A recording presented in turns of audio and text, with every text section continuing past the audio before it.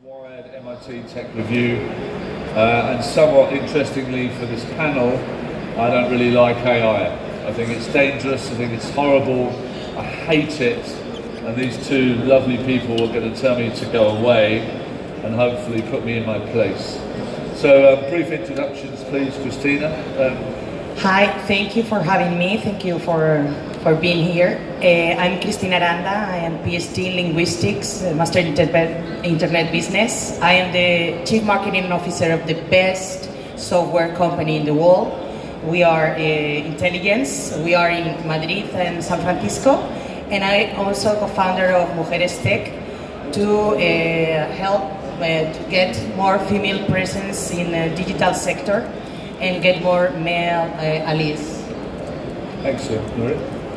Hi, good morning everyone.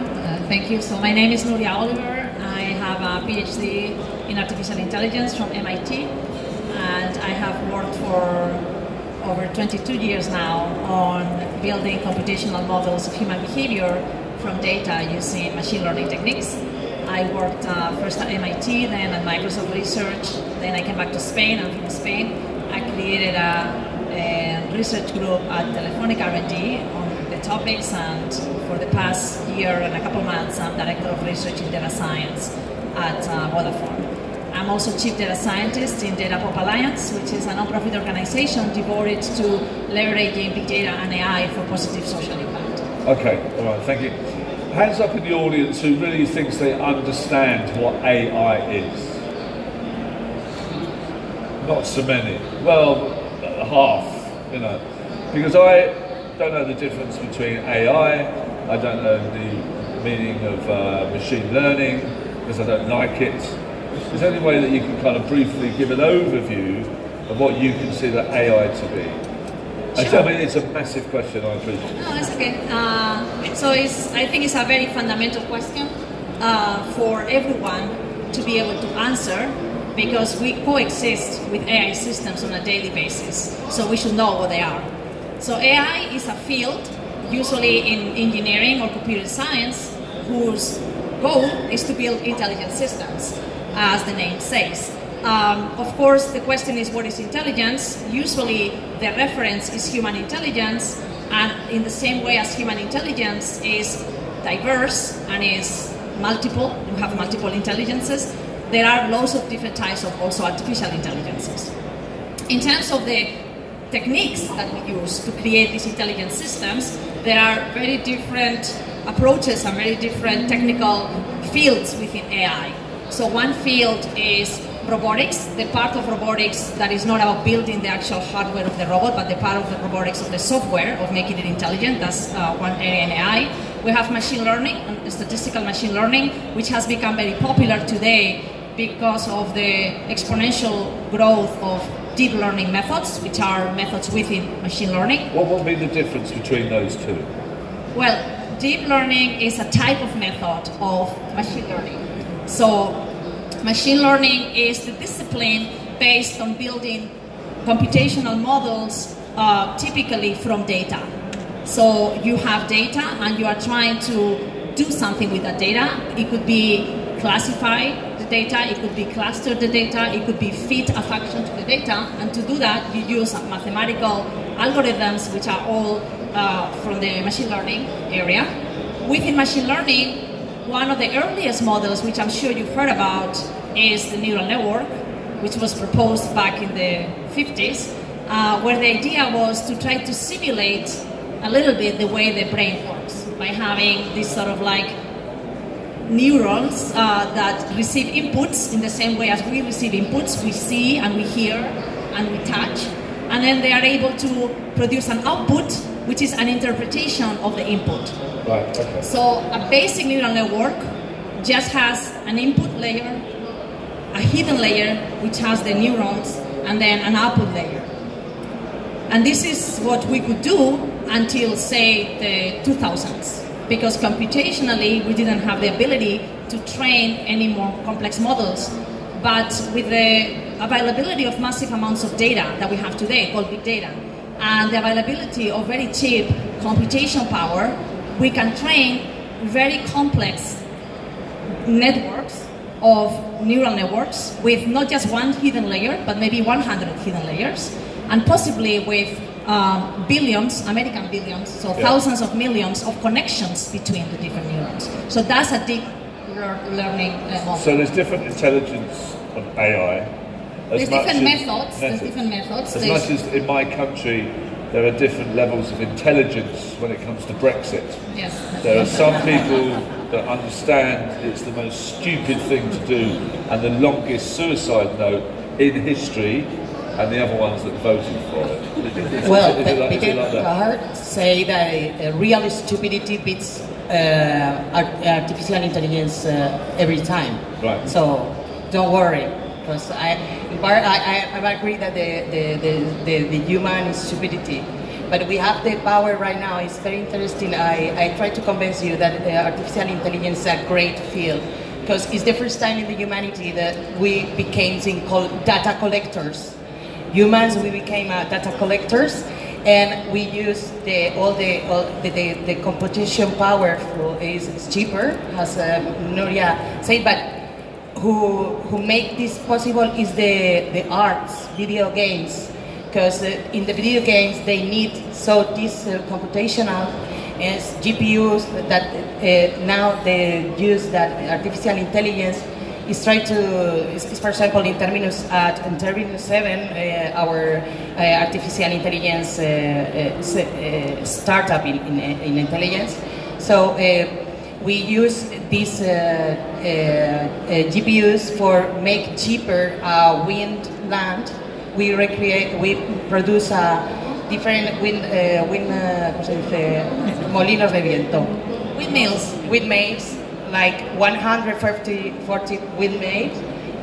We reproduce that in a room with only $2,000. Right. So it's cheaper, and this is because the human creation, the arts, because forced to the technology to be by side to the technology. Yeah. Well, I think one of the things that people think about AI is going to take my job. Yes. It's going to take my job. And I have a regular lunch with the deputy editor of The Economist. And I said, listen, I've got a 15-year-old son. What job should he do that will still exist? And he said 2 jobs, which I thought was really weird. He said dentist and masseur. These will be the last 2 jobs. I thought 3D teeth or AI robot. It's very strange. But I think that's what people think, is that AI is dangerous and it's going to take away humans. But then there are people who are in the AI industry saying we need humans to make AI work. Yes. So it's increasing jobs. What's your opinion on that? My opinion is that what happened with the works of managing people, or abstract thinking, or spiritual jobs that listen to you, empathy, how it's pretty hard right now to a machine. That is or real conversation, the language that human to human we have several problems to understand. I can't speak Spanish. Yes, human to machine is a good challenge. But the real thing is this kind is the media, because the media is scary to the people. It's like 2000 effect. Everybody lives like, what's happened to me? 2000 effect. Nothing happens. So it's kind of similar. And it's true, we live in an industrial revolution, and you have to learn, as the DeepMind CEO say, as to the people, say, you have to learn what is why and can impact because it's right now, it's in your text when you correct directly your grammar in your smartphone, or when you tag with the Facebook tag your photos, or Google take your photos.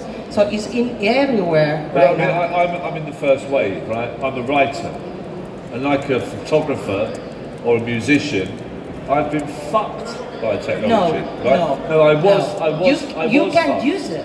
I was fucked, and I changed my way into being a social media amplifier, or to do things like this, all that type of thing. I appreciate that you change with it, and I'm not smashing the looms of a a factory, I'm trying to work out how to use the looms for me. Nuria, you seem to have a... Well, I think... excuse my language. Any technology that has been widely adopted by humanity has transformed the labor market, every technology. So it is obvious that AI will also transform the labor market. It is true that there will be jobs that will disappear in the same way as there were jobs at the times of my grandmother that they don't exist today. Like the people that used to turn on the lamps on the streets, or the people that used to route the phone calls, you know, when people were calling. So switchboard. Yeah, the switchboard operators. So this is something that we need to accept because it's a reality.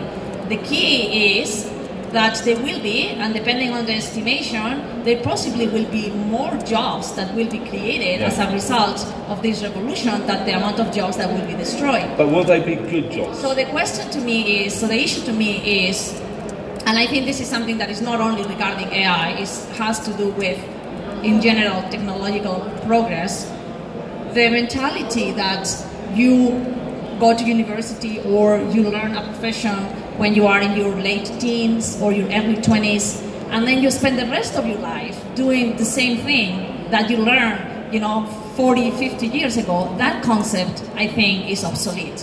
And I think that concept is not going to come back, for perhaps only in very rare, type of professions. In most professions, I think the mentality that we should have is a mentality of constant learning. And we are lucky because we have technology that enables us to be constantly learning. So if we want to continue being relevant in this world and continue contributing to the society that we are in, we need to not see technological progress as a threat, but as you said, I would have been fucked if if I hadn't embraced technology, but you embrace technology. So I think that mentality. Yeah, but I'm really intelligent. We are intelligent, of course, much more than the average, right? Everyone is more intelligent than the average. So I think that's important. So to me, the part that I overemphasize every time I talk about this is the part of education. You ask here, before the session, who could tell me what AI is? And there were like 5 people who raised their hands. Yeah. At the same time, you all have used AI since you woke up today. Because you all have smartphones, I presume, and 90% of the services that we use on the smartphones, they're all AI services. If you're going to take a picture and post it on Twitter or Instagram, and the picture is showing you a rectangle where the faces are, that's an AI system. If you talk to Siri, or you talk to Cortana, or you talk to Google Now, or Google Voice, that's an AI system. If you search on the internet, that's an AI system. If you use Netflix, or you use Amazon, any personalization is a field within AI. So what are you saying then? We should be a little bit less miserable about this and less depressed about it. And if 5 people in this audience only know what AI is, and they are really intelligent, and there are lots of people that aren't so intelligent, think, oh, it's going to take my job, mate. Oh, I'm going to lose my job. How do we change that narrative? How do we create it a more... I'm kind of in agreement a bit with you, but the only thing that I'm worried about is that there will be jobs that will just be jobs, and there will be shit jobs, and there'll just be monkey jobs. Why would you have a monkey job when the machine can do the monkey job? Well, yes. Doesn't make any sense. But maybe you need a bigger monkey. You can focus on the real productive things, Riyad. I agree with Nuria. It's the first time in a long time from electricity that starts that the people start to waiting for and thinking about it. What's happened to me in my job? If a machine can do my job, maybe I am in a comfort zone. I have to first to go out to the comfort zone. So now is the opportunity we have to think about our value as a worker, but using human skills, communication skills, now art skills, thinking, creativity, different skills that now the machine is pretty difficult that they haven't. Maybe they have AlphaGo have it, some strategies, but in the things that we make define us as a spice, like a human being, is communication, empathy, motivation, and all these things that we have to think about. What is my strong skills and try to focus on that. I don't wanna. I mean, I think that's important, but I wanna emphasize there are hundreds of thousands of empty jobs right now in technology. There are hundreds of thousands of people who don't exist and therefore cannot fulfill hundreds of thousands of jobs because we don't have enough young people deciding to study engineering or computer science. So there is. While obviously it is very important that we nurture and cultivate and exercise our social, emotional intelligences and our creativity, we cannot disregard that there is a huge lack of talent. And I think it's very important because otherwise we have the risk of having a minority homogeneous group creating the technology that a majority of uneducated people in technology, not in general, are using. So we are not giving your 15-year-old or my 15-year-old the tools that they need. It's my son's birthday today. Happy birthday to Nuria. You should be with your child. I know, what are you doing here? She's a women. I'm doing it for you, You know what I mean? Anyways, so I really think, and I encourage all of you, first of all, that if someone asks you again, could you tell us what AI is? That you actually can articulate an answer on what AI is. I don't know if I managed to explain myself, but hopefully, you can say, okay, AI is a field in computer science whose goal is to build some kind of intelligent system. That's not very difficult to tell. And if someone asks you, can you tell me examples of AI systems, you just pull out your phone and you say, okay, my phone is all full of AI, right? Because it's not just you, and you are presumably, highly educated, technology-oriented people. Imagine the people on the street. But it's also the teenagers and the children. Yeah, they have absolutely no idea. They cannot live without the phone, but they don't know how the phone works. And I can give you an example, and I finish with this, but I think it's a very illustrative example. I'm so passionate about this that in my free time, in quotes, I give talks to teenagers because I'm trying to convince more people to actually become interested in technology, and particularly more women, and that's how I met Cristina. So I always ask in my talks to the teenagers, okay, can you raise your hand if you have a mobile phone? And of course, the teenagers are like, this woman, she must be from previous century. And then I tell them, can you lift your hand up if you know how to program your phone? And everyone brings their hand down. And then there's always, not always, but sometimes there is one person that lifts the hand up. And I'm like so excited. I'm like, oh my God, this is amazing. So what do you do with your phone? Tell me. And systematically, I have not gotten a different answer. Systematically, I get the following answer. I program the alarm in my phone. By teenagers today. So they don't even know the meaning of actually programming. That's the level. I think it's a question of digital gap. It's a digital gap that is in all age. And we have to focus I always, when we talk with the socials or political science, I told them that it's our goal to be evangelists. Absolutely. To try to understand, if you understand the technology and social impact, you maybe want to work in that, or work, to understand. And computational thinking, I am agree that it will be great that have communication skills and computational thinking this is very difficult with a teenager, right? If you suddenly give a 12-year-old girl or an 11-year-old boy how to code, to them it seems like mathematics, and it seems like school, and it seems like algebra. That's not true. Scratch. You don't think that's true? Have you tried You can Scratch? do smart clothes projects, you can do wearable projects, you can pilot drones with it. I mean, I tried everything. We make with Gerstech. I'm a bad father. No, yes, you are. Yes, you are. But the best way is you take conscience that what I can do. You are thinking right now. If, for example, in Gerstech, we have create a community of the girls of 9 to 12, and we visit Ispasat because the president is a satellite Spanish company, and we visit and we make prototypes with little bits. There's the Internet of Things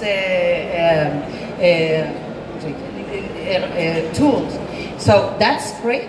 So you can start to use technology. You don't need to start reading a Python a Python so book. I think, so to me, I think is that, coming back to your comment, we humans tend to fear the unknown. The fear that people have right now about AI, I think is largely fueled by the ignorance that everyone has about AI, combined with the sensationalistic headline, the fear of the new like things, you, the right, fear, like in the media, I right? think the fear of not the in the new media, things. as a human and as a parent, and then the media. We realize. We need the media. But I think what people are fearful of is, and I think this is the problem, is that everyone thinks. I mean, yeah, everyone's got AI in their phone, and everyone thinks it's happening. It's going to happen next year or next week. There's going to be robots, and we're going to be kissing robots, and we're going to be using robots. This is going to take years. Yeah, right? but plus also the biggest growth is not robots. The biggest growth in AI is not robots. It's invisible AI. It's software. Absolutely. It's not robots. We're not going to be coexistent with robots, as you say, in a very long time. Yeah. But, I mean, this doesn't mean that AI is not going to have tremendous impact. And the thing is, the other very important thing to understand is we are not going to be able, possibly, to tackle most of the challenges that we face as a species, like climate change or the aging of the population, or chronic disease, without it. And that's 100% sure. Why? Because to solve those problems, a big part of them, the challenge is how do we model data? If it is for climate change, we need to understand all the climate data and what's going on Earth, and try to model, what's going on, what are the biggest causes for the climate change, etc. If we go to health, the human body is one of the biggest sources of big data. Yeah. Every single medical test that you do, be it an X-ray or a CAT scan or an MRI, is all digital today. It's all in computers. Your health record is in computers. Your blood tests are in computers. Your wearables are capturing data in computers. So at the end, we have exabytes of human health data that is impossible for anyone to make sense of it. And if you add DNA to it... Okay, I get that. And you're convincing me a bit more, a little bit more. Yes. So, give me one. What do you think? Do you think that AI is going to save the world? No. People is going to save the world. The innovation starts from the people. And this is the challenge, but the challenge right now is that this is a great field. Artificial intelligence is the first area of technology that we arts people, humanity people, and technical engineer people try to start to create together. And the second thing is that we need regulation and we need ethics to regulate this data, to regulate the use of the artificial intelligence. That's the scary things that is the key argument of the media people is focused on that scary, autonomous car, they are going to take all the jobs. What is it? I have to say though, as a writer, musician, photographer, I mean, there has been a bit of a destruction, even though fake news, as for example, fake news. Or now taxi drivers or translators. I mean, I'm sure I could get something here, understand, talking Spanish. Yes. So there is. The world is changing. The things are changing, and we have to adapt to the new revolution. Okay. To this revolution. There is a concept. There is a concept which is increasingly being adopted and proposed by a lot of the thought leadership in the AI field, which is the concept of human AI cooperation. For example, at MIT, the team where I did my PhD, there is a new initiative now called the Human AI. So I would say most of the experts in AI, the approach is, except for very clear, well-defined tasks where you can rely almost 100% on automation, the vision is not full automation.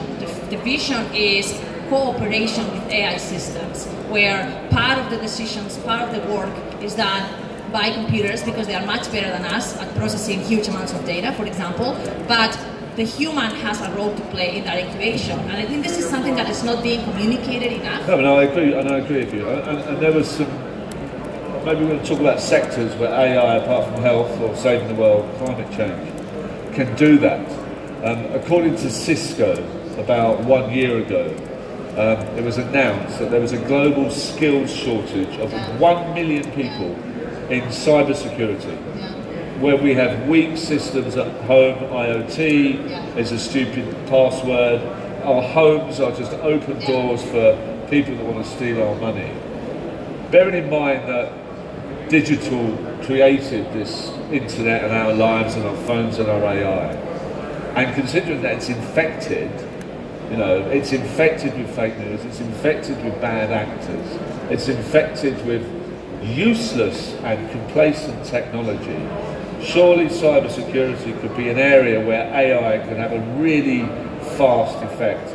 And you know where this is going, right? It's going to go to the blockchain, because it always goes to the blockchain. Every conference, blockchain, data, blockchain, AI, blockchain, data, blockchain, AI. Data driven. Crypto! Yeah. You know. No, so... Do you think that AI can it help? is already, I mean, definitely cybersecurity is an area where a lot of the data-driven machine learning algorithms are being used, definitely, 100% for fraud detection, for intrusion detection. This is already happening. Yeah. So I think that's definitely a very active area. Something that I wanted to mention, just to show that we are very, very early in this path. First of all, AI is not new. We can attribute the birth of AI to probably Alan Turing in the 50s, so it's been existing for a long time. But there are lots of challenges still that we need to tackle. And coming back to the comment that Cristina mentioned in terms of the need for regulation and ethics, there is an acronym that captures 5 very active research areas within AI right now that I think is interesting for you to know. In English, it's called FADED AI or FADED technology, which means fair. And there was a session before this session on fairness, but I have no idea what it was about. The meaning of fair comes because we are finding that when we have data-driven algorithms make decisions, those decisions are not necessarily unbiased. The goal is to have unbiased decisions because we humans are very poor at making decisions. We are subject to corruption, to conflicts of interest, to cognitive biases, etc. And we think, okay, the algorithm will be immune to that, and then we can solve the corruption problem in the world, probably combined with a blockchain. But the reality is that we cannot be about it, because we are finding that if the data is biased, obviously the algorithm is biased. But even if the data is not biased, the algorithm itself might have some kind of bias that leads to a biased result. But that's also the same as blockchain. Blockchain is fantastic as a trust mechanism, but if it's a bad blockchain, then it's bad trust. And so what you're saying then, that there are bad algorithms that give bad data because of humans? Okay, what I'm saying is, and I didn't finish with all the other dimensions, so it's called FATED, so it's fair, accountable, transparent, ethical, and diverse technology, okay? So those 5 concepts are 5 very active right now areas of research as goals that we still need to achieve in order to make sure that we have a good AI, which is the subject of this session, right? To make sure that we address the limitations of existing systems. For example, the T for transparency is very important. If an algorithm is going to help me decide which medical treatment I get, I'd rather understand how that algorithm works, and I'd rather understand why it is telling me to take this treatment versus this other treatment, because at the end of the day, it's my life. So the deep neural networks that I mentioned before, when I mentioned they have billions of parameters, they are not interpretable. It's very difficult to explain such a complex system, so they are not transparent. So we might not be able to use them for some use cases, even though they work really, really well. Okay. So, Cristina, we need regulation, right? Yes, regulation, but And where are we at with regulation, apart from what I've just learned there, which we should talk about afterwards? She's working in a white paper of the government. That's what you're doing. Next week in Alcalá, you present the white paper of the... Yeah, you're all invited. It's yes. in Alcalá, May 31st. There is a government-organized conference. You're also invited. I'd love to see the white paper. Yeah, well, in Spain it's called a white book, because Spanish people like to write a lot. So in other countries it's called a white paper, but in Spain it's called a white book, so it's a little bit longer than a white paper. I knew I'd learn something today. So it's next week, May 31st, in Alcalá. En el Parador de Alcalá. not the best of choices, I would say, humbly, but in terms of the travel, because I think Madrid maybe is easier, but it's a beautiful place. And we have very good speakers. We have international speakers. We have Kate Crawford coming from AI Now and Microsoft Research. We have a person coming from the Max Planck Institute. We have representatives from different governments that have worked on similar documents from other governments. We have a person from the European Commission. And it's all about AI, so I recommend you to come to that. But I'll let you continue. Thank you. But I will be there. So the regulation is but I focus on, I prefer to focus on what Nuria said, the bias, the data, because we are producers, massive producers, we are massive producers of data. And we, in this data, is our opinions, is our procedures, is our conception about our world. And for example, Rachel Thomas of Fast AI, the founder, I recommended a video that's words embedding bias in machine learning.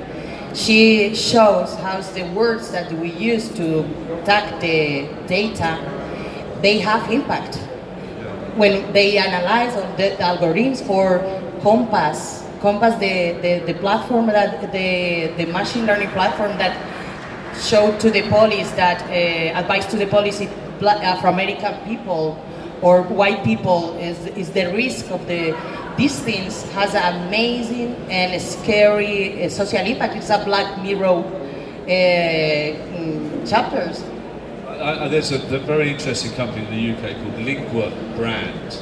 It's not the best name, but instead of monitoring words, it monitors metaphors, the brands that metaphors use. That Nike and Adidas, it's like the metaphor is battle, and then Reebok's is more about comfort, and it's very interesting. Or for example, if the team are all white guys, they are not considered Afro-American skin. As for example, I have seen the other day that a machine with a soap machine that don't recognize a black hand, only one hand. And that's the worst story ever. So, or for example, the case of the Facebook, what's Facebook? That is a monkey. They compare it, Google, sorry, Afro-American people as a monkey. Yeah, but so, you're going to get stories like that. It's a bit like stories about driverless cars. One Uber driver kills someone, but every year in India, 120,000 people die on the roads. Now, we're short of time, and I'd like some questions. But first of all, hands up who thinks they know a little bit more about AI after these two people have been talking. Awesome. Look at that, you're instantly successful. And you are... I'm kind of on the... We can buy you? We'll talk later. I'd like to see the out of time, but clearly there's some great expertise here to the left of me. Are there any questions? There's a lady that'll have a... Yes, I have a question also. Yes, there's a gentleman over there. You have to, thank you so much. Well, amazing panel. What about education? Because you said we already have works, jobs, and we do not have prepared profiles. You are speaking about a lot of issues. So how are you going to work with the exponential growth of the technology? We will have works that we do not have today. We don't know what we are going to have. So how can we put all that into the schools? Should we have AI in the schools? Should we speak with the politicians, send politicians to Mars? I don't know, and put AI? So in the white book we have, we definitely address the education challenge at all levels, from primary school to university, postgraduate and professional education, and also the citizens. So we talk a lot about this. I've said it, I think education is a priority. I don't think that as a society we will be able to make decisions about something that we don't know what it is, and that's the situation right now, so it's critical. My personal feedback on education, which is something that I have been advocating for the past 5 or 6 years, is on the formal level that we reinforce and introduce 2 very important areas. The first one is a new subject called computational thinking, which is not putting tablets in the room, in the classroom, and it has 5 core competencies. It has algorithmic thinking, it has programming, it has hardware, networks, and data. And I think this is basic knowledge. This is the same as knowing how to read today, or I mean not today, 100 years ago, is knowing this stuff. But also, and it's been mentioned here, I think we cannot disregard, and we have to emphasize more, abilities in the emotional, social intelligences that we are not cultivating right now, and also the creative side of people. So I think we need to profoundly change our education system at the formal, obligatory education level. And then, as I mentioned, at the professional level, we need to give people the tools to continue learning and adapt themselves to the new reality. And we need to educate massively everyone using campaigns. The government can make, campaigns to educate people. The media has an important role to play, so people actually understand when they hear all these weird names, AI, deep networks, blockchain, they understand. AI is your friend, is your best friend. But briefly, the co-founder of Mujeres Tech, Sara Alvarellos, is working in computer and thinking with the Ministry of Education, because we agree that the key is education, but we also make workshops for adults, for men and women, to try to evangelize these kind of technologies. And there's one thing on education that I think is very important, because maybe you guys don't know. In the technology field, there is a huge lack of females.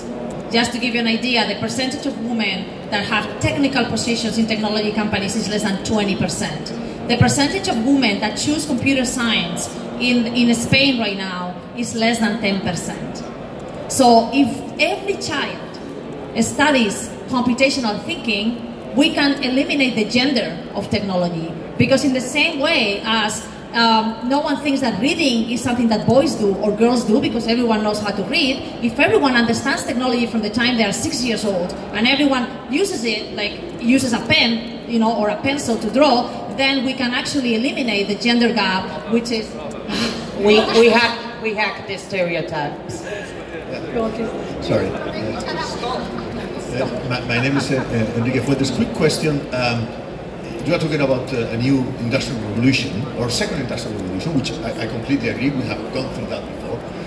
Wasn't the panorama before relatively similar in saying people just have to change jobs, and there's going to be a promised land in which people would do things differently, and then at the end of the day we ended up with a big proletariat and a few elite of engineers. So do we really believe that everyone will have access to the best jobs, or at the end of the day, aren't we going to replicate what happened in the first one? And second, related to that, the welfare state, are we eventually moving into universal income? Because that is the only way, at the end of the day, that I think we are going to be able to prevent the social impact of technology. Thank you. Well,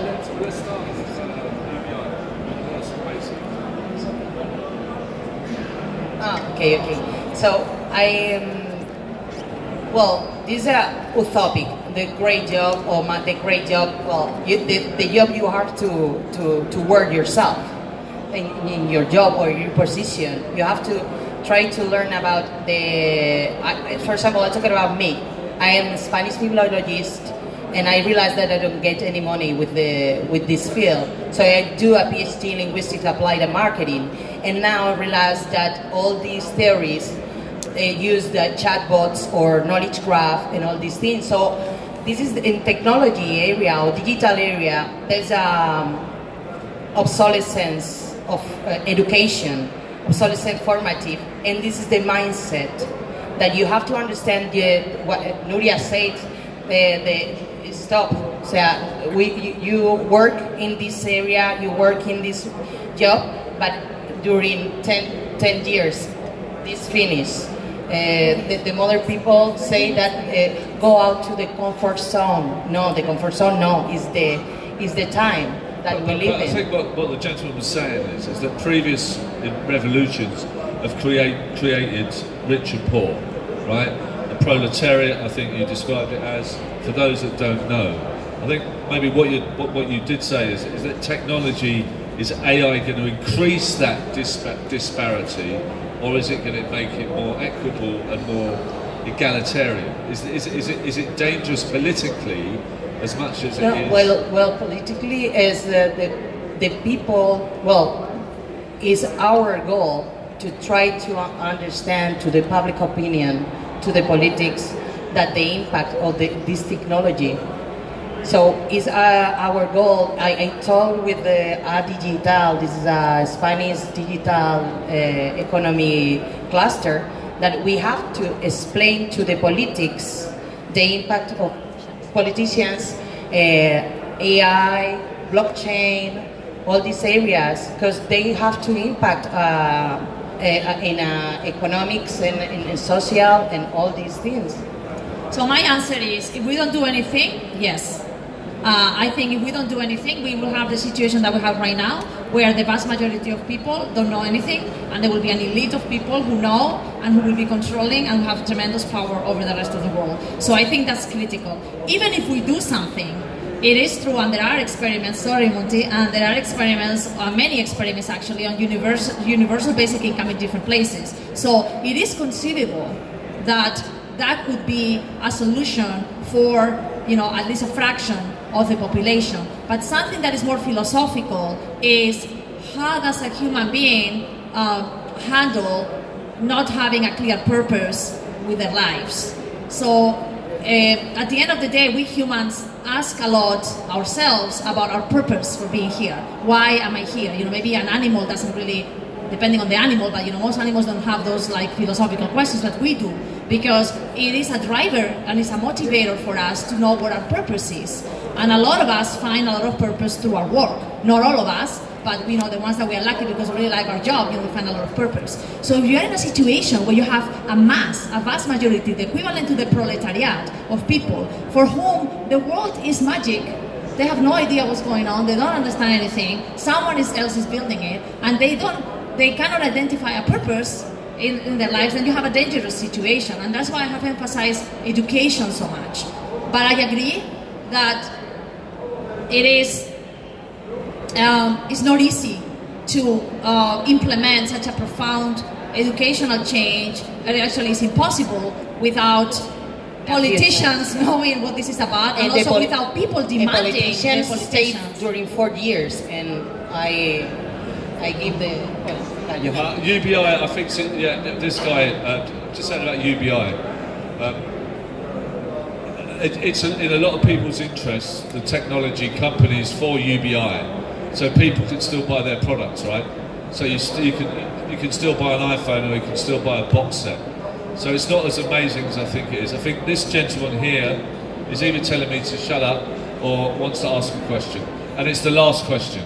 Yeah, of course, I've got one. Thank you for the discussion. It's very interesting. So I've got a little bit of philosophical question about the AI is a big data analysis. But in the words of you can walk through one river twice. Who's responsible for the decision made by the analytics of AI? As I'm thinking, is about information delivery.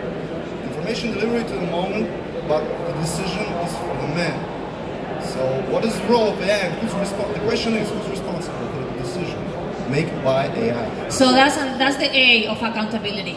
So that's an active research area. Ultimately, the AI has been made by someone. So ultimately, the responsibility relies on a human, but it is not an easy chain many times, because that AI might have been, that algorithm or that system might have had different contributors. If it's a very complex system, you have no idea which part of the system is the one that has made the mistake. And that's why the A for faded technology, the accountability, is a very active research area. But what I do think is that we need to have 100% clarity on the accountability before we use a system that is going to impact humans.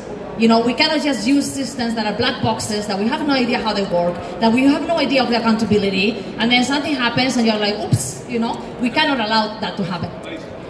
But someone pays you to take decisions because your intuition, experience, and knowledge. So finally, you can use artificial intelligence for making dashboards and things, but someone has to take the decision. It's a great question. And they pay you for that. Maybe you and could- you have to take the risk. Sorry, yeah, It's all right. I love moderated women. It's They're going to fantastic. kill me. Exactly. I wanted to thank you for your question and the previous questions. I'd like to thank you for your question. I'm sorry it's gone on for so long. I've learned quite a lot. It appears that you learned a lot. So a round of applause for my panel. And I would say that if you read the white book by Nuria, I've got a feeling it will be a book, not a paper, if you know what I mean. But thank you very much.